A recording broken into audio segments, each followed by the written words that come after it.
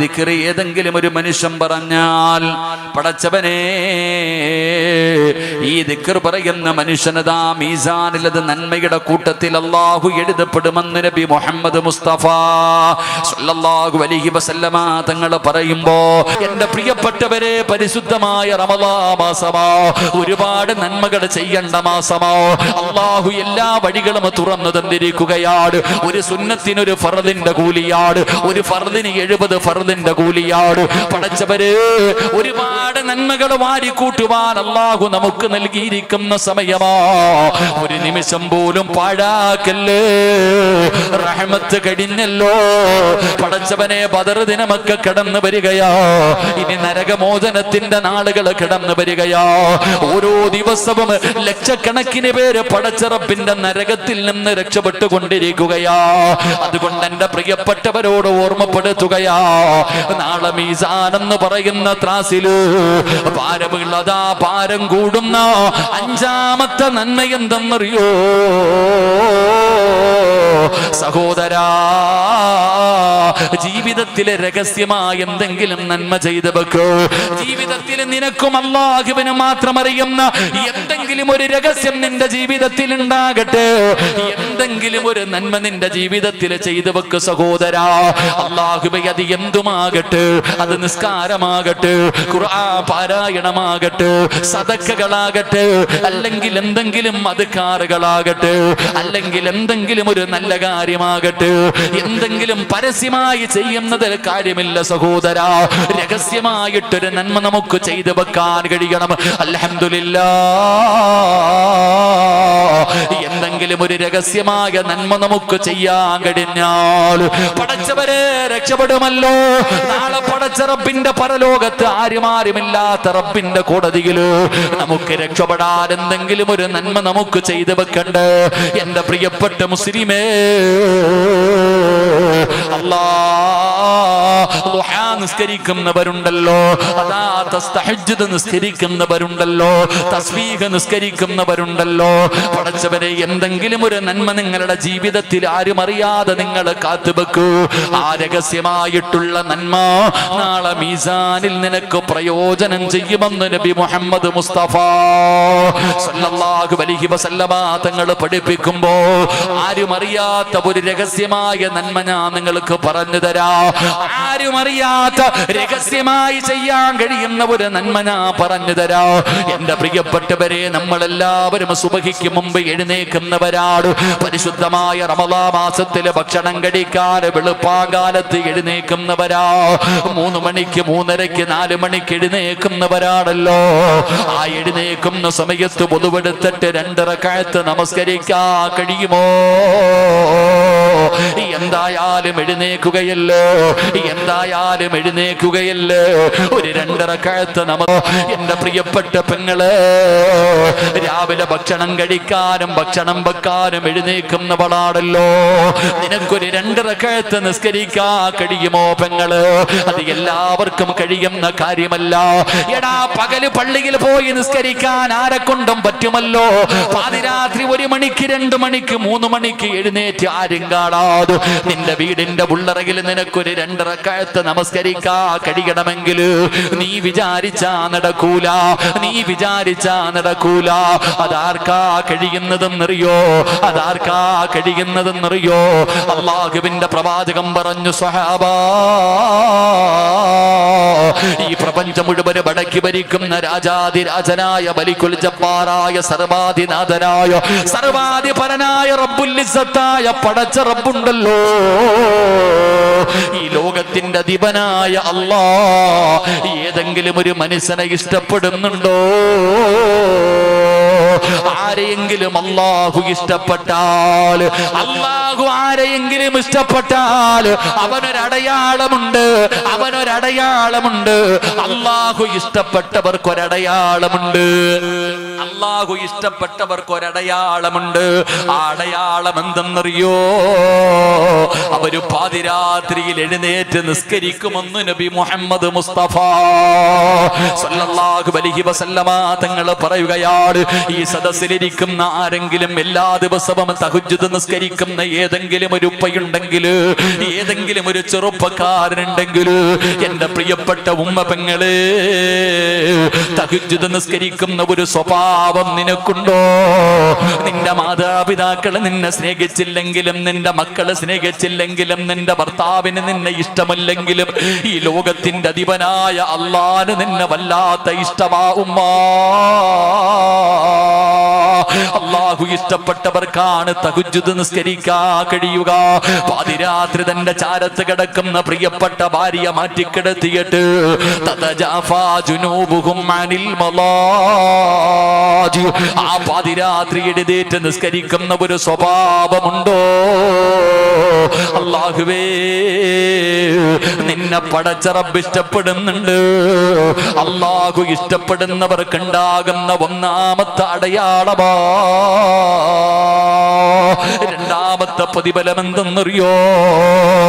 ഈ ഒരു നന്മ നിങ്ങൾ ചെയ്യാ തയ്യാറായാൽ നാളെ ഖബറിനകത്ത് നിന്ന് എഴുന്നേറ്റ് നാളെ പടച്ച റബ്ബിന്റെ പരലോകത്തേക്ക് ജനങ്ങൾ മുഴുവനും കടന്നു വരുന്ന ദിവസമുണ്ടല്ലോ. അല്ലാ, എല്ലാവരും തലതാഴ്ത്തി വെച്ചിരിക്കുകയാ. എല്ലാവരും തലതാഴ്ത്തി പിടിച്ചുകൊണ്ട് നടക്കുന്ന പടച്ച റബ്ബിന്റെ പരലോകമുണ്ടല്ലോ. ഉടുതുണിയില്ലാതെ എല്ലാവരും നഫ്സി നഫ്സി എന്ന് പറഞ്ഞുകൊണ്ട് യാ വൈലതാ യാ ഖസ്റതാ എന്ന് പറഞ്ഞുകൊണ്ട് പടച്ചവനെ എല്ലാവരും ഭയന്ന് വിറച്ചുകൊണ്ട് നടക്കുന്ന പരലോകമുണ്ടല്ലോ. നാളെ പടച്ച റബ്ബിന്റെ പരലോകത്തെല്ലാവരും പേടിച്ച് വിറച്ചുകൊണ്ട് നിൽക്കുന്ന ദിവസമുണ്ടല്ലോ. അല്ലാഹുവിന്റെ റസൂല് പറയുകയാണ്, രണ്ടുപേരുടെ തല ഇങ്ങനെ ഉയർന്നു നിൽക്കുകയാ. രണ്ടുപേരുടെ തല അവിടെ നിന്ന് ഉയർന്നു നിൽക്കുകയാ. ആ രണ്ടുപേരിൽ ഒരാൾ ആരെന്നറിയോ? നാളെ പടച്ച റബ്ബിന്റെ പരലോകത്ത് തല ഉയർത്തി നിൽക്കുന്ന രണ്ട് വിഭാഗത്തിൽ ഒരു വിഭാഗം ആരെന്നറിയോ? പാതിരാത്രി എഴുന്നേറ്റ് നിസ്കരിച്ച മുസ്ലിമേ, നിന്റെ തല നാളെ പരലോകത്ത് ഉയർന്നു നിൽക്കുമെന്ന് നബി മുഹമ്മദ് മുസ്തഫ സല്ലല്ലാഹു അലൈഹി വസല്ലമ തങ്ങൾ പറയുമ്പോ മൂന്നാമത്തെ പ്രതിഫലം എന്താ? വയദ്ഖുലൂനൽ ജന്ന ബിഗൈരി ഹിസാബ്. നാളെ വിചാരണയില്ലാതെ സ്വർഗത്തിലേക്ക് കടന്നു പോകുന്ന വിഭാഗത്തില് തഹജ്ജുദ് നിസ്കരിക്കുന്നവരുണ്ട് എന്ന് നബി മുഹമ്മദ് മുസ്തഫ സല്ലല്ലാഹു അലൈഹി വസല്ലമ തങ്ങൾ അവിടുന്ന് പഠിപ്പിക്കുമ്പോ, എന്റെ പ്രിയപ്പെട്ടവര്, നാളെ മീസാൻ എന്ന് പറയുന്ന ത്രാസില് നന്മയുടെ ഭാരം കൂട്ടാൻ നിനക്ക് ആഗ്രഹമുണ്ടെങ്കിൽ അൽഹംദുലില്ലാഹ്, ഒരുപാട് നന്മകൾ ചെയ്യാൻ കഴിയുന്ന മാസത്തിലാണ് ഞാനും നിങ്ങളുമുള്ളത്. നന്മകൾ അധികരിപ്പിച്ചോ, നന്മകൾ അധികരിപ്പിച്ചോ. രഹസ്യമായിട്ടുള്ള നന്മകൾ നിന്റെ ജീവിതത്തിൽ ചെയ്തു വെച്ചോ.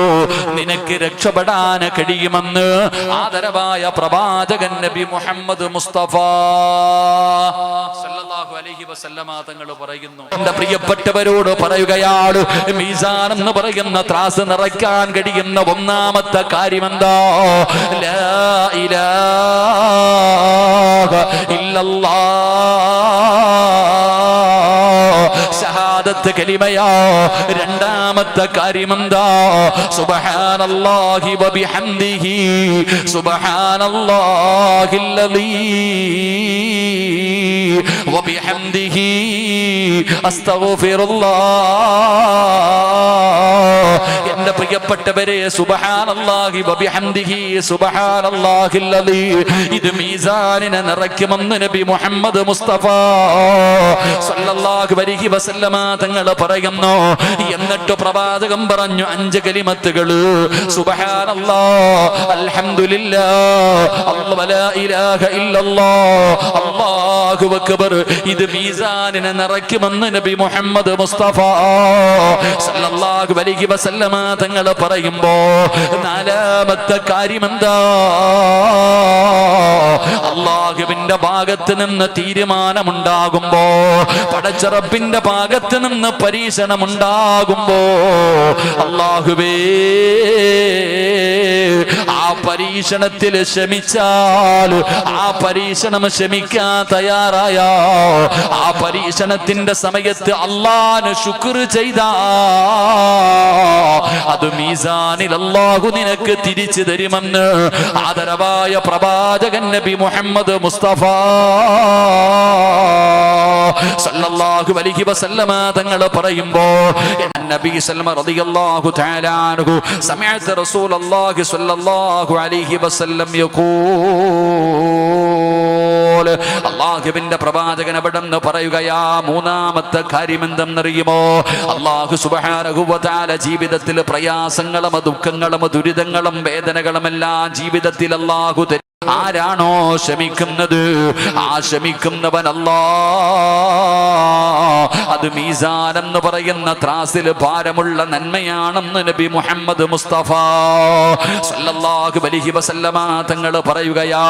ഈ സദസ്സിലിരിക്കുന്ന എന്റെ പ്രിയപ്പെട്ട സഹോദരങ്ങളോട് സഹോദരിമാരോട്, ഒരുപാട് രോഗവുമായിട്ട് ഈ മജ്‌ലിസിലേക്ക് കടന്നു വന്നവരുണ്ടല്ലോ, ശരീരത്തിൽ രോഗം കാരണം വേദന സഹിക്കാൻ കഴിയാത്തവരുണ്ടല്ലോ, മനസമാധാനമില്ലാത്തവരുണ്ടല്ലോ, ഒരുപാട് പ്രയാസങ്ങളും ടെൻഷനുമായി നടക്കുന്നവരുണ്ടല്ലോ. അല്ലാഹുവിന്റെ പ്രവാചകൻ അവിടെന്ന് പറഞ്ഞല്ലോ, നീ ക്ഷമിക്കേ, നീ ഏതെങ്കിലും ഒരു മനുഷ്യൻ അല്ലാഹുവിന്റെ പരീക്ഷണങ്ങളിൽ ക്ഷമിച്ചാ നീ അനുഭവിക്കുന്ന വേദന നിസാരമല്ല. അബൂ ഹുറൈറ റളിയല്ലാഹു തആല അൻഹു പറഞ്ഞല്ലോ, ഏതെങ്കിലും ഒരു മനുഷ്യനൊരു പനി വന്നാൽ, ഏതെങ്കിലും ഒരു മനുഷ്യന് ഒരു രാത്രി പനി വന്നാൽ, ആ പനി വന്നതിന്റെ പേരിൽ ആ മനുഷ്യന് ക്ഷമിച്ച അല്ലാഹു അവന്റെ പാപങ്ങൾ പുറത്തു കൊടുക്കുമെന്ന് നബി മുഹമ്മദ് മുസ്തഫ സല്ലല്ലാഹു അലൈഹി വസല്ലമ തങ്ങൾ അവിടെന്ന് പറയുകയാ. എന്റെ പ്രിയപ്പെട്ടവരെ, ക്ഷമിക്കാൻ പഠിക്ക്. ഈ പരിശുദ്ധമായ റമദാൻ മാസത്തില് രാവിലെ മുതൽ വൈകുന്നേരം വരെ പട്ടിണി കിടക്കാൻ നമ്മൾ പഠിച്ചവരല്ലേ. എടാ, കഴിക്കാൻ, ഭക്ഷണം കഴിക്കാൻ ആഗ്രഹമുണ്ട്, ശരീരം തളരുന്നുണ്ട്, ശരീരം തളരുന്നുണ്ട്, തൊണ്ട വറ്റുകയാണ്, ഒരു കവള വെള്ളം കുടിക്കാൻ കൊതിക്കുകയാണ്. പടച്ചവനെ, എന്നാലും ഞാനും നിങ്ങളും ഭക്ഷണം കഴിക്കാറില്ല, വെള്ളം കുടിക്കാറില്ല. പടച്ചവനെ, നമ്മൾ ക്ഷമിക്കുകയാണ്, നമ്മൾ ക്ഷമിക്കുകയാണ്. എന്റെ പ്രിയപ്പെട്ടവരെ, ഇത് നോമ്പിൽ നിന്ന് നമ്മൾ പഠിച്ചെടുക്കേണ്ട ഒരു നന്മയാണ്. അതുകൊണ്ട് അല്ലാഹുവിന്റെ പ്രവാചകൻ അവിടെന്ന് പറയുകയാ, മീസാൻ എന്ന് പറയുന്ന ത്രാസിൽ നിനക്ക് നന്മയുടെ ഭാരം കൂടണോ, അല്ലാഹു തരുന്ന പരീക്ഷകൾ നീ ക്ഷമിക്കാൻ പഠിക്ക്. ക്ഷമയുള്ളവരാകണം സഹോദരാ. അത് രോഗമാണെങ്കിലും പ്രയാസമാണെങ്കിലും എത്ര വലിയ വേദനയാണെങ്കിലും മഹാനായ ആദരവായ പ്രവാചകൻ നബി മുഹമ്മദ് മുസ്തഫ സല്ലല്ലാഹു അലൈഹി വസല്ലമ തങ്ങളുടെ മുന്നിലേക്ക് ഒരു പെണ്ണ് കടന്നു വരികയാ. അല്ലാഹുവിന്റെ പ്രവാചകന്റെ മുന്നിലേക്ക് ഒരു പെണ്ണ് കടന്നു വരികയാണ്. യാ റസൂലല്ലാഹ്, അല്ലാഹുവിന്റെ നബിയേ,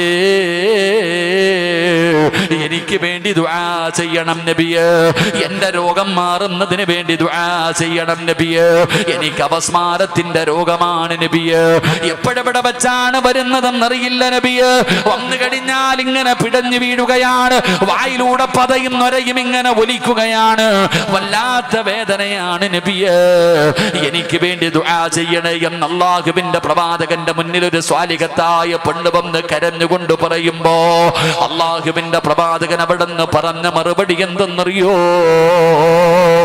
ഞാൻ നിനക്ക് വേണ്ടി ദുആ ചെയ്യാം, ഞാൻ നിനക്ക് വേണ്ടി ദുആ ചെയ്യാം, ദുആ ചെയ്താ നിന്റെ രോഗം മാറും. അല്ല, നീ ക്ഷമിക്കാൻ തയ്യാറായാ അല്ലാഹു അതിന് പകരം നിനക്ക് സ്വർഗം തരുമെന്ന് പ്രവാചകൻ അവിടെന്ന് പറഞ്ഞു കൊടുക്കുമ്പോ ആ അപസ്മാര രോഗം പിടിച്ച പെണ്ണ് പറഞ്ഞ മറുപടി എന്തെന്നറിയുമോ?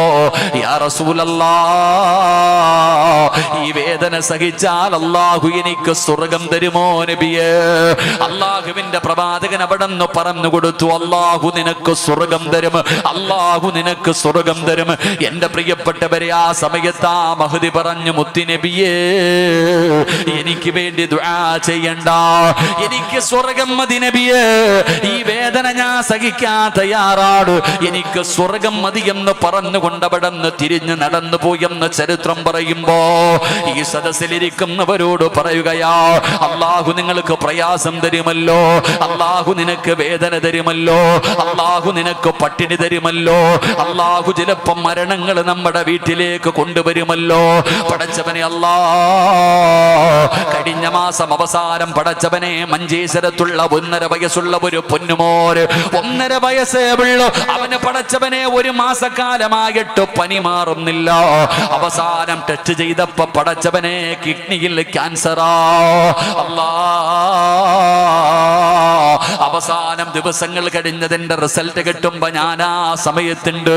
പടച്ചവനെ ഡോക്ടർ പറഞ്ഞു ക്യാൻസർ രോഗമാണ്. കുഞ്ഞിന്റെ മൂത്രസഞ്ചിയിലേക്ക് പോയി എത്തിക്കഴിഞ്ഞു, ബാക്ക് സൈഡിലേക്ക് പോയി കഴിഞ്ഞു. ഇനി ചികിത്സ നടത്തിയിട്ട് കാര്യമില്ല. എന്റെ കൂടെ വന്നവർ പറഞ്ഞു, ഉസ്താദേ നിങ്ങൾ പറയണം ആ കുഞ്ഞിന്റെ വാപ്പയോട്, അല്ലാഹുവേ അവസാനം ആ ചെറുപ്പക്കാരനെ വിളിച്ചിരുത്തിയിട്ടവിടെന്ന് പറഞ്ഞു മനസ്സിലാക്കി കൊടുത്തു. 2 ദിവസം മുമ്പാണ് ആ 1.5 വയസ്സുകാരൻ മരണപ്പെട്ടു പോയത്. അല്ലാഹു സ്വർഗം കൊടുത്ത് അനുഗ്രഹിക്കുമാറാകട്ടെ. എന്റെ പ്രിയ കടന്നു വരുമ്പോ ഏതെങ്കിലും ഒരു മനുഷ്യന് ക്ഷമിക്കാ തയ്യാറായ അതിന് പകരം അല്ലാഹു കൊടുക്കുന്ന പ്രതിഫലം എന്താ? മീസാൻ എന്ന് പറയുന്ന ത്രാസിൽ വല്ലാത്ത ഭാരമാണ്. ആ സമയത്ത് പറയുന്ന ഒരു വാക്കുണ്ടല്ലോ, അതുകൊണ്ടല്ലേ മഹാനായ നബി മുഹമ്മദ് മുസ്തഫ സല്ലല്ലാഹു അലൈഹി വസല്ലമ തങ്ങൾ പറയുന്നത്, നിങ്ങൾക്ക് അല്ലാഹുവിന്റെ പരീക്ഷണം കടന്നു വന്നാൽ നിങ്ങൾ സഹിക്കാ തയ്യാറാകണേ, നിങ്ങൾ ക്ഷമിക്കാ തയ്യാറാകണേ, നിങ്ങൾ അല്ലാഹുവിന് ശുക്ർ ചെയ്യണേ. ഈ മജ്ലിസിൽ റമദാനിൽ നോമ്പ് പിടിച്ചുകൊണ്ടിരിക്കുന്ന എന്റെ പ്രിയപ്പെട്ട സഹോദരങ്ങളെ സഹോദരിമാര്, പ്രയാസമില്ലാത്ത ആരുമില്ലടോ. ഈ വഅദ് പറയുന്ന ഞാൻ, ഈ സ്റ്റേജിലിരിക്കുന്ന ഉസ്താദന്മാര്, ഈ നിരന്നിരിക്കുന്ന ആണുങ്ങളും പെണ്ണുങ്ങളും, നിങ്ങളിൽ ആർക്കെങ്കിലും പറയാൻ കഴിയുമോ ജീവിതത്തിൽ എന്തെങ്കിലും ഒരു പ്രയാസമില്ലാത്ത ഒരു മനുഷ്യനുമില്ല? പടച്ചവനെ, 1 100 കണക്കിന് പ്രയാസങ്ങൾ നമ്മുടെ ജീവിതത്തിലുണ്ട്. നമ്മൾ പറയുന്നത് എന്തെന്നറിയുമോ? അല്ലാഹുവിന്റെ സഹായം നഷ്ടപ്പെടുത്തുന്ന വാക്കുകളാണ്. നന്ദിയില്ലാത്ത വാക്ക് പറയരുത്, നന്ദി കെട്ട വാക്ക് പറയരുത്. നമ്മുടെ ജീവിതത്തിലെ പ്രയാസങ്ങളും ദുഃഖങ്ങളും കടന്നു വരുമ്പോ നമ്മൾ പറയും, അല്ലാഹു എനിക്കിത് തന്നല്ലോ, ഞാൻ നിസ്കരിക്കുന്നവനായിരുന്നല്ലോ, ഞാൻ ഖുർആൻ ഓതുന്നവനായിരുന്നല്ലോ, ഞാൻ സദഖ കൊടുക്കുന്നവനായിരുന്നല്ലോ, ഞാൻ തഹജ്ജുദ് നിസ്കരിക്കുന്നവനായിരുന്നല്ലോ, ഞാൻ മജ്ലിസിൻ നൂർ പാരായണം ചെയ്യുന്നവനായിരുന്നല്ലോ, ഏത് ഇൽമിന്റെ മജ്ലിസിലും മുടങ്ങാതെ പോകുന്നവളായിരുന്നല്ലോ, എന്നിട്ടും എനിക്കിത് വന്നല്ലോ. ഒരിക്കലും പറയരുത് സഹോദരാ. പ്രത്യേകിച്ച് പെണ്ണുങ്ങളോട് പറയുകയാണ്, നിന്റെ നാവ് കൊണ്ട് നീ ഒരിക്കലും അങ്ങനെ പറയരുത്. പലരും പറയും, അല്ലാഹുവിന് എന്നെ വല്ലാത്ത വാസിയാ, എന്നോട് പടച്ചവന് വല്ലാത്ത ദേഷ്യമാ. എന്റെ സദസ്സിലിരിക്കുന്നവര് നിങ്ങളോട് പറയുന്നു, ഒരിക്കലും നിങ്ങളുടെ നാവ് കൊണ്ട് നിങ്ങൾ അങ്ങനെ പറയരുത്. കാരണം അല്ലാഹുവിന് നിന്നെ ഇഷ്ടമില്ലാത്തത് കൊണ്ടല്ല അല്ലാഹു നിനക്ക് വേദന തരുന്നത്, നിനക്ക് ക്യാൻസർ തരുന്നത്, നിനക്ക് മാരക രോഗം തരുന്നത്, അല്ലാഹു നിനക്ക് മക്കളെ തരാത്തത്, അല്ലാഹു നിനക്ക് കടം തന്നത്, അല്ലാഹു നിനക്ക് വീട് തരാത്തത്, നല്ല ഒരു സമാധാനമുള്ള ജീവിതം തരാത്തത് അല്ലാഹുവിന് നിന്നെ വെറുപ്പുള്ളത് കൊണ്ടല്ല. അല്ലാഹുവിന്റെ റസൂല് പറയുകയാ, അല്ലാഹു നിന്റെ ഈമാൻ അളക്കുന്നതാണെന്ന് നബി മുഹമ്മദ് മുസ്തഫ സല്ലല്ലാഹു അലൈഹി വസല്ലമ തങ്ങൾ പറയുകയാ, അല്ലാഹു നിങ്ങളുടെ ഈമാൻ അളക്കുന്നതാ, അല്ലാഹു നിങ്ങളുടെ ഈമാൻ ടെസ്റ്റ് ചെയ്യുന്നതാ. എന്റെ പ്രിയപ്പെട്ടവരെ, അല്ലാഹുവിന് ഇഷ്ടമുള്ളവർക്ക് അല്ലാഹു വല്ലാത്ത പരീക്ഷണം കൊടുക്കുമല്ലോ. അല്ലാഹു വല്ലാത്ത പരീക്ഷണം കൊടുക്കുന്നത് സ്നേഹം കൂടിയത് കൊണ്ടാണ് മനുഷ്യ, അല്ലാതെ വെറുപ്പുള്ളത് കൊണ്ടല്ല. കാരണം അല്ലാഹുവിന്റെ പ്രവാചകം പറഞ്ഞല്ലോ, ഇന്ന അശദ്ദന്നാസി ബലാഗാ അൽ അംബിയാ. അല്ലാഹു ലോകത്ത് ഏറ്റവും കൂടുതൽ പരീക്ഷിച്ചത് കള്ളുകുടിയന്മാരെ ആയിരുന്നില്ല, കഞ്ചാവടിച്ച് നടക്കുന്നവരെ ആയിരുന്നില്ല, അതാ കാഫിറിനെ ആയിരുന്നില്ല. അല്ലാഹു ഈ പ്രപഞ്ചത്തിൽ ഏറ്റവും കൂടുതൽ പരീക്ഷണം കൊടുത്തത് ആർക്കെന്നറിയോ? അല്ലാഹുവേ, ലോകത്ത് കടന്നു വന്ന 1,24,000 പരം വരുന്ന പ്രവാചകന്മാർക്കാ അല്ലാഹു ഏറ്റവും കൂടുതൽ ഈ ലോകത്ത് പരീക്ഷണം കൊടുത്തത്. അല്ലാഹു അള്ളാഹുവിന്റെ പ്രവാചകന്മാർക്കായിരുന്നു, അല്ലാതെ മറ്റുള്ളവർക്കായിരുന്നില്ല. ഈ 1,24,000 പരം വരുന്ന പ്രവാചകന്മാർ, ഈ അംബിയാ മുർസലീങ്ങൾ, ഇവരിൽ അള്ളാഹു ഏറ്റവും കൂടുതൽ പരീക്ഷിച്ചത് ആരെയെന്നറിയുമോ? ആദം നബിയെയും നൂഹ് നബിയെയും ഇബ്രാഹിം നബിയെയും മൂസാ നബിയെയും ദാവൂദ് നബിയെയും യാക്കൂബ് നബിയെയും യൂനുസ് നബിയെയും യൂസുഫ് നബിയെയും അയ്യൂബ് നബിയെയും ഹാറൂൻ നബിയെയും യഹ്യാ നബിയെയും ഈസാ നബിയെ വരെയുള്ള പ്രവാചകന്മാരെയല്ലോ അള്ളാഹു ലോകത്ത് ഏറ്റവും കൂടുതൽ പരീക്ഷിച്ചത് ആദരവായ പ്രവാചകൻ നബി മുഹമ്മദ് മുസ്തഫ സല്ലല്ലാഹു അലൈഹി വസല്ലമ തങ്ങളെയാ ഇഷ്ടമില്ലാത്തത് കൊണ്ടാണോ? ജനിക്കുന്നതിന് മുമ്പേ വാപ്പ പോയല്ലോ, കണ്ടു കൊതി തീരുന്നതിന് മുമ്പേ ഉമ്മ പോയല്ലോ, പിന്നെ താങ്ങും തണലുമായി നിന്നവർ പോയല്ലോ, പടച്ചവരെ സ്വന്തം മക്കള് മരിച്ചല്ലോ, അള്ളാഹുവിന്റെ പ്രവാചകന്റെ പൊന്നാര മക്കളെ കബറടക്കിയ വാപ്പയല്ലേ? ഒന്നല്ല, രണ്ടല്ല, മൂന്നല്ല, നാലല്ല, എത്ര മക്കളുടെ മയ്യത്ത് ജീവിച്ചിരുന്നപ്പോ കണ്ട പ്രവാചകരാ. പടച്ചവനെ പട്ടിണിയായിരുന്നില്ലേ? വിശപ്പ് സഹിക്കാൻ കഴിയാതെ ഇല പറിച്ച് കഴിച്ചില്ലേ? ക്രൂരമായ പീഡനങ്ങൾ ഏറ്റുവാങ്ങേണ്ടി വന്നില്ലേ? അള്ളാഹുവിന്റെ റസൂല് വേദനിച്ചതുപോലെ ലോകത്തൊരാളും വേദനിച്ചില്ലല്ലോ. പിന്നെ എന്തുകൊണ്ടാണ് അള്ളാഹു വേദനിപ്പിച്ചത്? അള്ളാഹുവിന് സ്നേഹം കൂടിയത് കൊണ്ടാ. അതുകൊണ്ട് ഈ സദസ്സിലിരിക്കുന്നവരോട് പറയുന്നു, ഒരിക്കലും നിങ്ങളുടെ നാവ് കൊണ്ട് കുറ്റം പറയരുത്, കുറ്റം പറയരുത്. നിങ്ങൾ പറയണം അൽഹംദുലില്ലാഹ്. ഏതു പ്രയാസം വന്നാലും അൽഹംദുലില്ലാ പറഞ്ഞോ. അങ്ങനെ പറയാൻ എല്ലാവർക്കും കഴിയണമെന്നില്ല, എല്ലാവർക്കും അങ്ങനെ കഴിയണമെന്നില്ല. മാരക രോഗം വരുമ്പോ, സമ്പത്ത് നഷ്ടപ്പെടുമ്പോ, കച്ചവടം നഷ്ടത്തിലാകുമ്പോ, മക്കള് മരണപ്പെട്ടു പോകുമ്പോ, മാരകമായ രോഗങ്ങൾ കടന്നു വരുമ്പോ, ജീവിതത്തിൽ പ്രയാസം വരുമ്പോ അൽഹംദുലില്ലാ എന്ന് പറയാൻ എല്ലാവർക്കും കഴിയണമെന്നില്ല. അള്ളാഹു ഇഷ്ടപ്പെട്ടവർക്ക് മാത്രമേ അത് പറയാൻ കഴിയൂ. അത് പറയുന്നവർക്ക് അള്ളാഹു തരുന്ന പ്രതിഫലം എന്തെന്നറിയോ? അള്ളാഹു ഒരു പരീക്ഷണം കൊടുത്തിട്ട് മലക്കുകളോട് ചോദിക്കുന്നു, മലക്കുകളെ, എന്റെ അടിമ എന്താണ് പറഞ്ഞത്? എന്റെ അടിമ എന്താണ് പറഞ്ഞത്? അവന്റെ മകൻ മരിച്ചപ്പോൾ അവൻ എന്താണ് പറഞ്ഞത്? അവന്റെ സമ്പത്ത് നഷ്ടപ്പെട്ടപ്പോൾ അവൻ എന്താണ് പറഞ്ഞത്?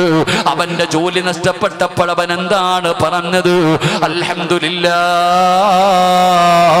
ആ മനുഷ്യൻ അൽഹംദുലില്ലാ എന്ന് പറഞ്ഞു റബ്ബേ.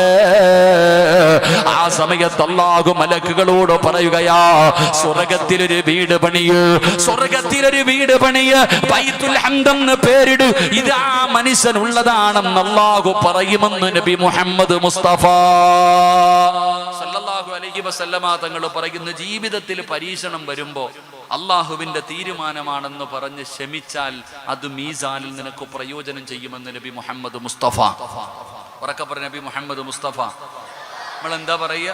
നമ്മൾ 4 പേരോടെങ്കിലും പറഞ്ഞുകൊണ്ട് നടക്കും, ബുദ്ധിമുട്ടാ, പ്രയാസമാ, എന്നാൽ ഇങ്ങനെ വന്നല്ലോ, അങ്ങനെ വന്നല്ലോ. ഒരിക്കലും പറയരുത്. എടോ, നീ പറഞ്ഞാലും പറഞ്ഞില്ലെങ്കിലും വന്നത് അതുപോലെ തന്നെ നിൽക്കും. നിന്റെ പ്രയാസം മാറുകയില്ല. അതുകൊണ്ട് നിനക്ക് പ്രയോജനമുണ്ടാകണം. അള്ളാഹു നമുക്ക് നന്മ നൽകി അനുഗ്രഹിക്കുമാറാകട്ടെ. എടോ, എത്ര വലിയ പ്രയാസമുണ്ടായാലും, ഇപ്പൊ SLC പരീക്ഷ എഴുതുന്നു, റിസൾട്ട് വന്നു, തോറ്റു, എന്തു പറയണം? എടാ, SLC പരീക്ഷ എഴുതി, റിസൾട്ട് വന്നു, തോറ്റുപോയി, എന്തു പറയണം? എന്താ വെടികൊണ്ടതുപോലെ ഇരിക്കണേ? എന്തു പറയണം? നരമ്പ് മുറിക്കണോ അൽഹംദുലില്ലാ പറയണോ? നരമ്പ് മുറിക്കണോ അൽഹംദുലില്ലാ പറയണോ? പെണ്ണുമ്പിള്ള ഒരുത്തന്റെ കൂടെ ഒളിച്ചോടിപ്പോയി, എന്ത് പറയണം? അതിനെല്ലാവരും അൽഹംദുലില്ലാ പറയും. കാരണം ഓള് പോയി കിട്ടിയല്ലോ. അത് തന്നെ. ഇടത്തൊരു ചെറുപ്പക്കാരൻ പറഞ്ഞു, എല്ലാവരും പെണ്ണുമ്പിള്ള പോകുന്നു, എൻ്റെ പെണ്ണുമ്പിള്ള എന്താ പോകാത്തേന്ന്. അങ്ങനെ ചിന്തിക്കുന്നവരുണ്ട്. എടോ, നമുക്ക് നമ്മുടെ ജോലി നഷ്ടപ്പെട്ടു പോയി, എന്ത് പറയണം? അൽഹംദുലില്ലാ പറ. അല്ലാഹ് ചോദിക്കും മലക്കുകളോട്, അവൻ എന്താ പറഞ്ഞതെന്ന്. അവൻ എന്താ പറഞ്ഞത് എന്ന് അള്ളാഹു മലക്കുകളോട്. അപ്പം മലക്കുകൾ തന്നെ അത്ഭുതത്തോടെ പറയുക, അല്ലാഹ് അവന്റെ മോന്റെ റൂഹ് പിടിച്ചപ്പോൾ അവ അൽഹംദുലില്ലാ പറഞ്ഞല്ല, ഒരു വീട് പണി സ്വർഗത്തി. എന്നിട്ട് അതിന് ബൈത്തുൽ ഹംദ് എന്ന പേരിട് അവന് വേണ്ടി. അള്ളാഹു നമുക്ക് ഈമാൻ നൽകുമാറാകട്ടെ. പക്ഷെ എല്ലാവർക്കും പറയാൻ പറ്റുമോ? എല്ലാവർക്കും പറയാൻ പറ്റുമോ? പറ്റൂല. ഒരു അൽഹംദുലില്ലാ പറഞ്ഞ് അതിനും ആലോചിക്കുക. ഒരു അൽഹംദുലില്ലാ പറ. അങ്ങനെ പറയാനൊരു മനസ്സുണ്ടാകണമെങ്കിൽ ഒരു ഹദീസ് നോർത്താൽ മതി. എടാ, ജീവിതത്തിൽ ഏത് പ്രയാസം വരുമ്പോഴും വന്നത് വരിക തന്നെ ചെയ്യത്തില്ലേ? വരാനുള്ളത് വഴി തങ്ങോ? വരാനുള്ളത് വഴി തങ്ങോ? പറ മനുഷ്യന്മാരെ, തങ്ങോ? അത് വണ്ടി വിളിച്ചാണെങ്കിലും വരും. ഫുട്ബോൾ കളി കണ്ടുകൊണ്ടിരുന്നപ്പോൾ ഒറ്റ നിമിഷം കൊണ്ടല്ലേ എല്ലാം ഇടിഞ്ഞ് താഴെ വീണത് അല്ലേ? ഇവിടെ വരാനുള്ളത് വഴി തങ്ങത്തിൽ, അത് വരിക തന്നെ ചെയ്യും. ഈ എന്ത് ചെയ്താലും വരാനുള്ളത് വരും. അപ്പൊ എന്ത് ചെയ്യാ? ഒരൽഹംദുലില്ല പറയണം. അൽഹംദുലില്ല പറയാനുള്ള ഈമാൻ ഉണ്ടാകണമെങ്കിൽ ഈ ഒരൊറ്റ ഹദീസ് ഓർത്തു വെച്ചാൽ മതി. നബി സല്ലല്ലാഹു അലൈഹി വസല്ലമ തങ്ങൾ പറഞ്ഞു, നിങ്ങൾക്ക് ആർക്കെങ്കിലും എന്തെങ്കിലും പ്രയാസമോ രോഗമോ ദുഃഖമോ വിഷമമോ നിങ്ങൾക്കുണ്ടെങ്കിൽ നിങ്ങൾ മനസ്സിലാക്കുക, നിങ്ങൾക്ക് എന്തോ നല്ലത് വരാൻ പോകുന്നു. ഇവിടെ നിങ്ങൾ ആരെങ്കിലും എന്തെങ്കിലും ഒരു പ്രയാസം അനുഭവിക്കുന്നവരുണ്ടെങ്കിൽ നിങ്ങൾ മനസ്സിലാക്കേണ്ടത് എന്തോ നല്ലത് വരാൻ പോകുന്നു. ഒരു ദുഃഖത്തിൻ്റെ പുറകിൽ ഒരു സന്തോഷമുണ്ട്, ഒരു കയറ്റം കഴിഞ്ഞാൽ ഒരിറക്കമുണ്ട്. അപ്പം നിങ്ങൾക്ക് എന്തോ നല്ലത് വരാൻ പോകുന്നു. ആ നല്ലത് വരാൻ പോകുന്നതിൻ്റെ അടയാളമാണ് ഈ പ്രയാസം. അപ്പം നമുക്കെന്തോ അൽഹംദുലില്ല, എന്തോ നല്ലത് വരാൻ പോകുന്നുണ്ട്, അൽഹംദുലില്ല പറ. അള്ളാഹു നമുക്ക് ഭാഗ്യം നൽകുമാറാകട്ടെ. അൽഹംദുലില്ല പറയണം. എല്ലാവർക്കും പറയാൻ പറ്റുന്ന ഒരു വാചകമല്ല അൽഹംദുലില്ല. പ്രയാസത്തിന്റെ സമയത്തൊരു അൽഹംദുലില്ല പറഞ്ഞാൽ ആ അൽഹംദുലില്ല പറയുന്നതിലൂടെ അള്ള കൊടുക്കുന്ന പ്രതിഫലം കേൾക്കണം. ഇപ്പൊ ഇത്ര ഹാഫിദീങ്ങൾ ഒരുപാട് പേരില്ല, ഇവരൊക്കെ ഹാഫിദീങ്ങളാ.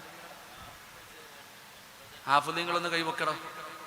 അള്ളാഹു വേണ്ട മക്കളെ, അൽഹംദുലില്ല. ഉണ്ടാ നിരന്നിരിക്കുന്നത് കണ്ടോ ഹാഫിദീങ്ങൾ. അള്ളാഹു ഈ മക്കൾക്ക് നല്ല ഓർമ്മശക്തി അള്ളാഹു കൊടുത്ത് അനുഗ്രഹിക്കുമാറാകട്ടെ. നമുക്കാണെങ്കിൽ എന്തോ ഓർമ്മയിപ്പ അല്ലേ? നമുക്കെന്തോ ഓർമ്മയില്ല. നമ്മൾ ആരാന്ന് പഠിക്ക്. എൻ്റെ പ്രിയപ്പെട്ട സഹോദരങ്ങളെ, അള്ളാഹു നമ്മുടെ മക്കളെ ഇങ്ങനെ ആക്കി തരുമാറാകട്ടെ. ആമീൻ പറ. അള്ളാഹു നമ്മുടെ മക്കളെ ഇങ്ങനെ ആക്കി തരുമാറാകട്ടെ. വാപ്പമാരെ തല്ലുന്നത് മക്കള് തന്നെയാ, അതുകൊണ്ട് ആമീൻ പറയാൻ പറഞ്ഞു. വാപ്പമാരെ തല്ലുന്ന കാലത്താ. ഇവിടെ തിരുവനന്തപുരത്താണ് ഒരു മോൻ അച്ഛനെയും അമ്മയെയും വെട്ടിക്കൊന്നത്. ഒന്ന് ആലോചിച്ച് നോക്കിയേ. അമ്മ ഇങ്ങനെ വെട്ടുക, അമ്മ 10-30ഓളം വെട്ടു, ഇപ്പം വെട്ട് കൂടുതലാ. അമ്മ ഇങ്ങനെ വെട്ടിക്കൊല്ലുമ്പോൾ അച്ഛൻ അടുത്ത റൂമിൽ കിടന്ന് വിളിക്കുക, ഉടനെ പോയി അച്ഛനെയും വെട്ടി. രണ്ടുപേരെയും വെട്ടി ഞുറുക്കിയിട്ട് കീടനാശിനി എടുത്തിട്ട് രണ്ടുപേരുടെയും മുറിവിലൊഴിച്ചു. രണ്ടുപേരും ഇങ്ങനെ ഇഞ്ചിഞ്ചായി മരിക്കുമ്പോൾ ഓനിരുന്ന് ആപ്പിള് തിന്നുക. ആലോചിക്ക്. ഇവിടെ അടുത്തെങ്ങാണ്ടല്ലേ ഇപ്പൊ ഈ 2 ദിവസം മുമ്പ് ഒരു കുഞ്ഞിനെ കഴുത്തി കത്തി വെച്ചോണ്ട്, സ്വന്തം കുഞ്ഞിന്റെ കഴുത്തിനെ കത്തി വെച്ചുകൊണ്ട് കയറി നിന്ന്. ആലോചിക്ക്. അള്ളാഹു നമ്മുടെ മക്കളെയൊക്കെ നന്നാക്കി തരുമാറാകട്ടെ. ആമീൻ പറ. നമ്മുടെ പരിശുദ്ധമായ കഅബയുടെ കില്ല പിടിച്ചിട്ട് ഇപ്പൊ ഉംറയ്ക്ക് പോകുമ്പോൾ ഒരു വാപ്പ ഇങ്ങനെ പടച്ചോനെ എൻ്റെ അടുത്ത് ഉംറ കഴിഞ്ഞിട്ട് മഖാമ് ഇബ്രാഹിമിന്റെ മുന്നിൽ വന്ന് നിസ്കരിക്കുമ്പോൾ ഒരു വാപ്പ സുജൂദിൽ കിടന്നിട്ട് ഇങ്ങനെ കരയുക. എൻ്റെ അടുത്ത് നിന്ന് നിസ്കരിച്ച വാപ്പ സുജൂദി കിടന്നിട്ട് ഇങ്ങനെ കരഞ്ഞു ദുആ ചെയ്യുക. ഞാൻ നോക്കി എന്താ ആ മനുഷ്യൻ പറയണെന്തോ, അല്ലാ എൻ്റെ മോൻ്റെ കള്ളുകൂടി മാറ്റണേ അല്ല. ഒരു വാപ്പ മക്കത്ത് പോയിട്ട് മഖാമ് ഇബ്രാഹിമിന്റെ മുന്നിൽ കിടന്നിട്ട് ആ പിതാവ് സുജൂദിൽ കിടന്നിട്ട് നിലവിളിച്ചുകൊണ്ട് കരയുക. ഞാനിങ്ങനെ നോക്കി എന്തേ ദുആ ചെയ്യണം, സ്വർഗം കിട്ടണമെന്നല്ല, എൻ്റെ മോൻ്റെ കള്ളുകൂടി മാറ്റണേ അല്ല. എന്ത് കരഞ്ഞുകൊണ്ട് ദുആ ചെയ്യണം. ഞാൻ ഇങ്ങനെ നോക്കി ആ മനുഷ്യൻ ആ നട്ടുച്ച വെയിലത്ത് സുജൂദി കിടക്കുക. എന്തൊരു വെയിലെന്നറിയോ? ആ വെയിലത്ത് ആ ഉപ്പ സുജൂദിൽ കിടന്നിട്ട് തൻ്റെ മകൻ്റെ കള്ളുകൂടി മാറാൻ വേണ്ടി ദുആ ചെയ്യുക. ഇന്നത്തെ മക്കളുടെ അവസ്ഥ, ഇന്ന് കള്ളൊന്നുമില്ല, കഞ്ചാവ് അടിക്കണ മക്കളുടെ കാലമാണ്. മൊത്തം കഞ്ചാവ് അടിക്കണത്, കള്ളൊക്കെ നിന്ന്. അള്ളാഹു നമ്മുടെ മക്കളെയൊക്കെ കാത്തിരക്ഷിക്കുമാറാകട്ടെ. എൻ്റെ പ്രിയപ്പെട്ടവരെ, നിങ്ങൾക്ക് ഞാനൊരു അൽഹംദുലില്ലയുടെ പ്രതിഫലം പറയാം. അള്ളാഹു പറയാൻ ഭാഗ്യം നൽകുമാറാകട്ടെ. മഹദിയായ ഉമ്മു സുലൈം റളിയല്ലാഹു തആല അൻഹ, ഉമ്മു സുലൈം റളിയല്ലാഹു തആല അൻഹ, അബൂ തൽഹ റളിയല്ലാഹു തആല അൻഹ, രണ്ടുപേർക്കും അള്ളാഹു ഒരു മകനെ കൊടുത്തു. മകനോട് വല്ലാത്ത സ്നേഹമാ. അബൂ തൽഹ റളിയല്ലാഹു തആല അൻഹുവിന് തൻ്റെ മകനെ വല്ലാത്ത സ്നേഹമാ. എവിടെ പോയാലും വാപ്പയും മകനും നടക്കും. അങ്ങനെ മഹാനവറുകൾ ഒരു യാത്രയ്ക്ക് പോകുമ്പോൾ തൻ്റെ പ്രിയപ്പെട്ട ഭാര്യയുടെ കയ്യിൽ മകനെ പിടിച്ചേൽപ്പിച്ചിട്ട് പറഞ്ഞു, എൻ്റെ മോനെ നോക്കിക്കൊള്ളണം, എൻ്റെ പൊന്നുമോനെ നോക്കിക്കൊള്ളണമെന്ന് പറഞ്ഞ് തൻ്റെ ഭാര്യയുടെ കയ്യിൽ മകനെ പിടിച്ചേൽപ്പിച്ചിട്ട് മഹാനായ സ്വഹാബി അവിടെ നിന്ന് യാത്ര പോയി. ദിവസങ്ങൾ കഴിഞ്ഞു. തൻ്റെ കുഞ്ഞിനൊരു പനി വന്നു. എന്തു മരുന്ന് കഴിച്ചിട്ടും പനി മാറുന്നില്ല. പനി ഇങ്ങനെ കൂടിക്കൊണ്ടിരിക്കുക. എന്തു മരുന്ന് കഴിച്ചിട്ടും പനി മാറുന്നില്ല. പനി ഇങ്ങനെ കൂടിക്കൊണ്ടിരിക്കുകയാ. എൻ്റെ പ്രിയപ്പെട്ട സഹോദരങ്ങൾ, അവസാനം പനി കൂടി തൻ്റെ പ്രിയപ്പെട്ട പൊന്നുമകനങ്ങ് മരണപ്പെട്ടു പോയി. ഭർത്താവ് നാട്ടിലില്ല, വിളിച്ചറിയിക്കാനുള്ള വഴികളൊന്നുമില്ല. ഉമ്മ സുലൈം എന്ന് പെണ്ണ് നോക്കുമ്പോൾ തൻ്റെ പ്രിയപ്പെട്ട മകനെ പെടുന്ന് മരണപ്പെട്ടു പോയി. എന്തും അറിയില്ല, എന്ത് ചെയ്യണമെന്നറിയില്ല, വല്ലാത്ത വേദന. അവസാനം നബി സല്ലല്ലാഹു അലൈഹി വസല്ലമ തങ്ങളുടെ മരിച്ചുപോയി. നബിയെ, ഇന്നാ ലില്ലാഹി വ ഇന്നാ ഇലൈഹി റാജിഊൻ. മുത്തുനബി അവിടെ നിന്ന് പറഞ്ഞു, ഉമ്മ സുലൈം അൽഹംദുലില്ല പറ. ആദ്യം പറഞ്ഞു ഇന്നാ ലില്ലാഹി പറയാൻ, അവിടെ നിന്ന് ഇന്നാ ലില്ലാഹി പറഞ്ഞു. എന്നിട്ട് പറഞ്ഞു അൽഹംദുലില്ല പറ, നീ ക്ഷമിക്ക്. അള്ളാഹുവിന്റെ പരീക്ഷണമാ, നീ ക്ഷമിക്ക്, അള്ളാഹു നിനക്ക് പ്രതിഫലം തരും, നീ ക്ഷമിക്ക്. പ്രവാചകൻ അവിടെ നിന്ന് സമാധാനിപ്പിച്ചു. അവസാനം തൻ്റെ പ്രിയപ്പെട്ട പൊന്നുമകൻ അവസാനം കുളിപ്പിച്ചു, ഖബറടക്കാൻ കൊടുത്തുവിട്ടു. മയ്യത്തൊക്കെ ഖബറടക്കി. ദിവസങ്ങൾ കഴിഞ്ഞു. ഒരു ദിവസം ഉമ്മു സുലൈം റളിയല്ലാഹു തആല അൻഹു വീടിനകത്ത് രാത്രിയിൽ കിടന്നു. ഉറക്കം വരുന്നില്ല. കാരണം നാളെ ഭർത്താവ് യാത്ര കഴിഞ്ഞ് വീട്ടിലേക്ക് വരികയാ. മകൻ മരിച്ചത് അറിഞ്ഞിട്ടില്ല. തൻ്റെ പൊന്നുമകൻ മരിച്ചത് അറിഞ്ഞിട്ടില്ല. നാളെ ഭർത്താവ് വീട്ടിലേക്ക് കടന്നു വരും. എന്തു പറയും എൻ്റെ ഭർത്താവിനോട്? മകനെവിടെ എന്ന് ചോദിക്കുമ്പോ ഞാൻ എന്തു പറഞ്ഞു കൊടുക്കും തമ്പുരാനെ? വാപ്പ മകനെ വല്ലാത്ത ഇഷ്ടമാണ്. രാവിലെ തന്റെ പ്രിയപ്പെട്ട ഭർത്താവ് വീട്ടിലേക്ക് കടന്നു വരുമല്ലോ. എന്ത് ചെയ്യണമെന്നറിയാതെ മഹദീരെന്ന് കരയുകയാ. അവസാനമല്ലാ ഉമ്മു സുലൈം റളിയല്ലാഹു തആല അൻഹ കുളിച്ചൊരുങ്ങുകയാണ്. തന്റെ പ്രിയപ്പെട്ട ഭർത്താവ് യാത്ര കഴിഞ്ഞ് വീട്ടിലേക്ക് മടങ്ങി വരുമ്പോ മകൻ മരിച്ച വേദന മുഴുവനും മനസ്സിന്റെ ഉള്ളിൽ കടിച്ചമർത്തിയിട്ട് വീടിന്റെ കവാടത്തിൽ നിൽക്കുകയാണ്. ചിരിക്കുന്ന മുഖത്തോടെ യാത്ര കഴിഞ്ഞു വരുന്ന പ്രിയപ്പെട്ട ഭർത്താവിനെ സ്വീകരിക്കുകയാ. അവിടുന്ന് സലാം പറയുകയാ, അവിടുന്ന് സലാം അടക്കുകയാ, അവിടുന്ന് വീടിനകത്തേക്ക് ക്ഷണിക്കുകയാണ്. തന്റെ പ്രിയപ്പെട്ട ഭർത്താവ് വീടിനകത്ത് കടന്നു വന്നപ്പോ അവിടുന്ന് ത്വൽഹ റളിയല്ലാഹു തആല അൻഹു ചോദിക്കുന്ന ഉമ്മു സുലൈം, എന്റെ പൊന്നുമോനെവിടെ ഉമ്മു സുലൈം? അല്ലാഹുവേ, തന്റെ പൊന്നാര മകനെ ചോദിക്കുമ്പോ അവിടുന്ന് പറഞ്ഞു കൊടുത്ത മറുപടി എന്തെന്നറിയുമോ? സമാധാനത്തോടുകൂടി പറഞ്ഞു കൊടുത്തവനൊരു സ്ഥലം വരെ പോയിരിക്കുകയാ. തന്റെ പ്രിയപ്പെട്ട ഭർത്താവ് വീടിനകത്ത് കടന്നു വന്നു. കഴിക്കാ ഭക്ഷണം കൊടുത്തു.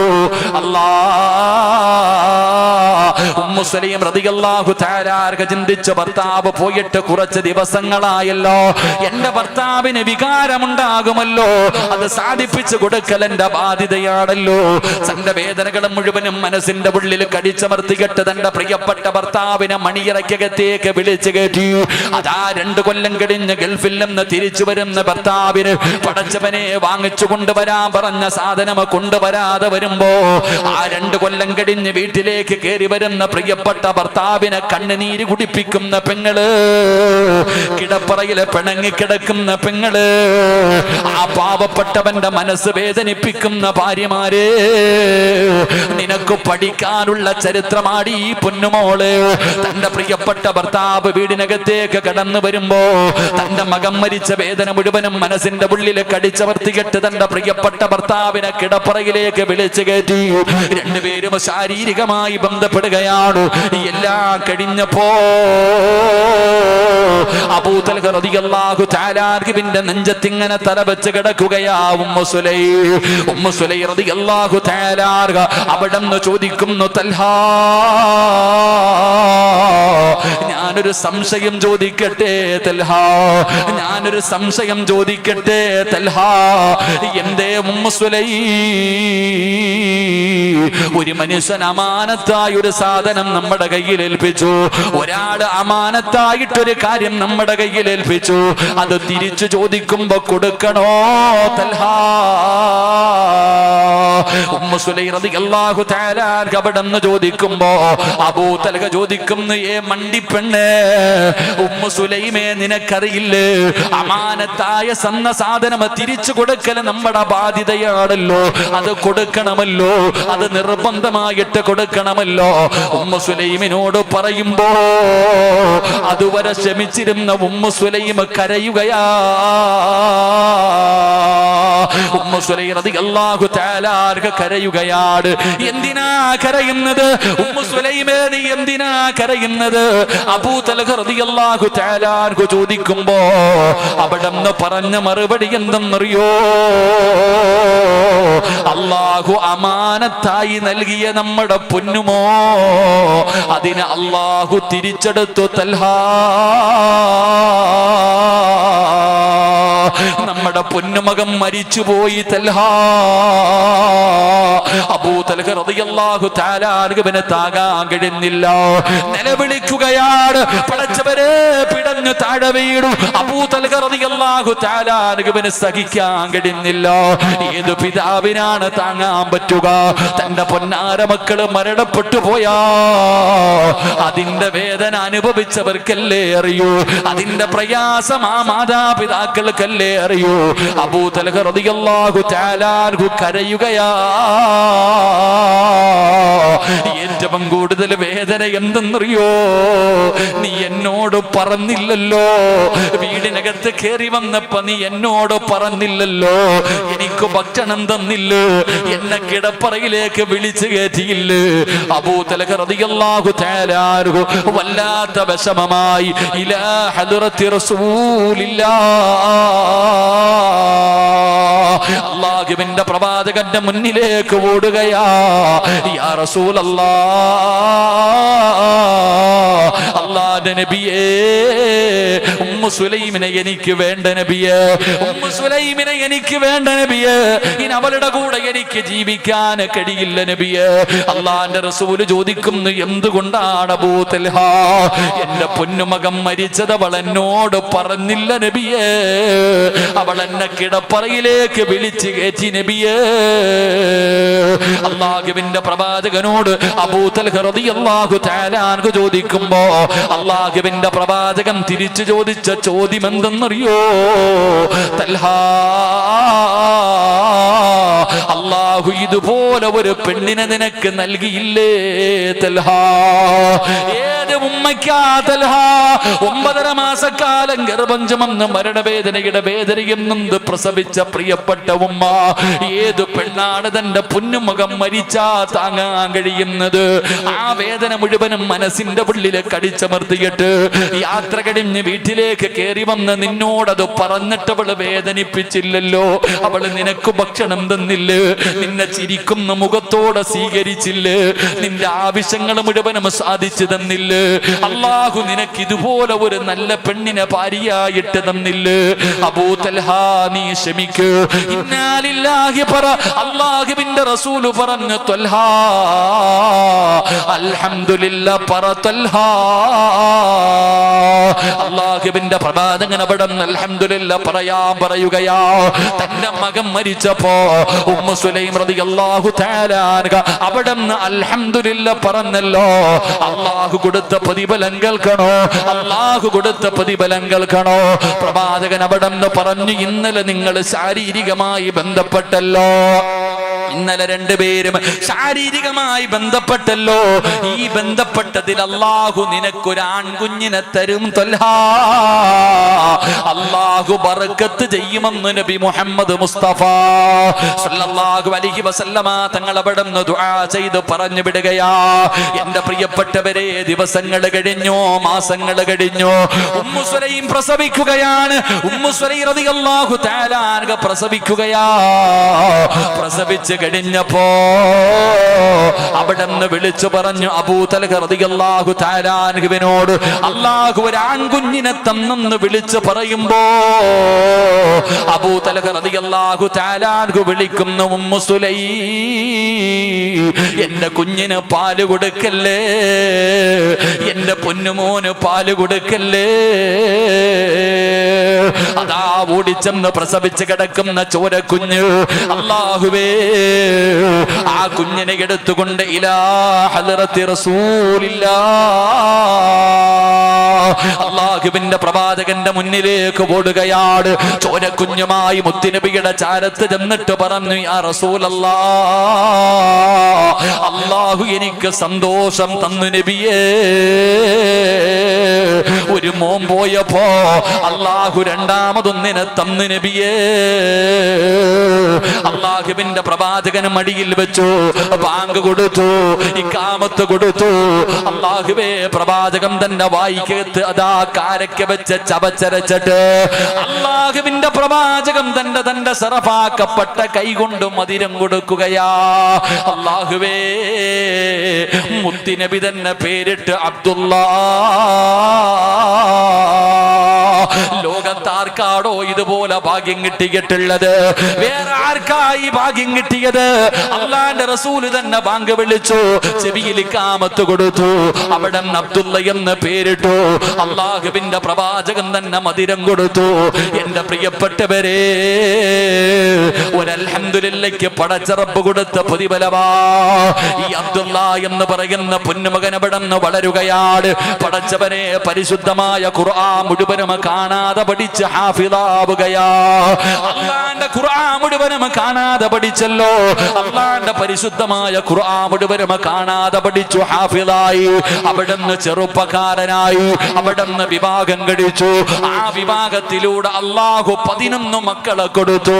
അവരുടെ കുടുംബ ജീവിതത്തില് അള്ളാഹു സുബ്ഹാനഹു വ തആല 11 മക്കളെ കൊടുത്തു. ആ 11 മക്കളും ഹാഫിളീങ്ങളായെന്ന് ചരിത്രം പറയുമ്പോ, ആ കുടുംബം മുഴുവനും ഹാഫിളീങ്ങളായെന്ന് ചരിത്രം പറയുമ്പോ, ഇല്ലാ യലമൽ ജസാ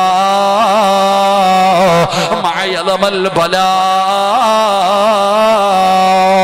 ഒരു ദുഃഖത്തിന്റെ പുറകിലൊരു സന്തോഷമുണ്ടെന്നോ, ഒരു ദുഃഖത്തിന്റെ പുറകിലൊരു സന്തോഷമുണ്ടെന്നോ.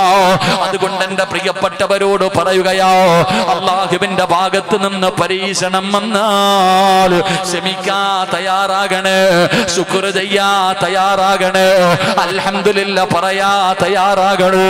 പടച്ചവനെ, ദുനിയാവിലെ വേദനയാകാ, പ്രയാസമാകാ, കണ്ണുനീരാകാ, നഷ്ടമാകാ, എന്തുമായാലും ആഖിറം നഷ്ടപ്പെടൂല. നാളെ പടച്ച റബ്ബിന്റെ പരലോകത്ത് ഒരു മനുഷ്യരും തിരിഞ്ഞു നോക്കാറില്ലാത്ത അള്ളാന്റെ കോടതി ഉണ്ടല്ലോ. ആ പടച്ച റബ്ബിന്റെ പരലോകത്ത് ഞാനും നിങ്ങളും നിൽക്കുമ്പോ, നന്മതിന്മകൾ നന്മതിന്മകളെടുത്ത് വെച്ച് തൂക്കുന്ന ത്രാസുണ്ടല്ലോ, അതില് നന്മയുടെ ഭാരം കൂടണോ? ഈ ദുനിയാവിൽ വെച്ച് നിനക്ക് പ്രയാസമുണ്ടായ സമയത്ത്, പരീക്ഷണമുണ്ടായ സമയത്ത്, അള്ളാഹുവിന്റെ തീരുമാനമുണ്ടായ സമയത്ത് ക്ഷമിക്കാ തയ്യാറായ, അതിനു പകരം അള്ളാഹു മീസാൻ നിറച്ചു തരുമെന്ന് ആദരവായ പ്രവാചകൻ നബി മുഹമ്മദ് മുസ്തഫ സല്ലല്ലാഹു അലൈഹി വസല്ലമ തങ്ങൾ അവിടെ നിന്ന് പറയുമ്പോ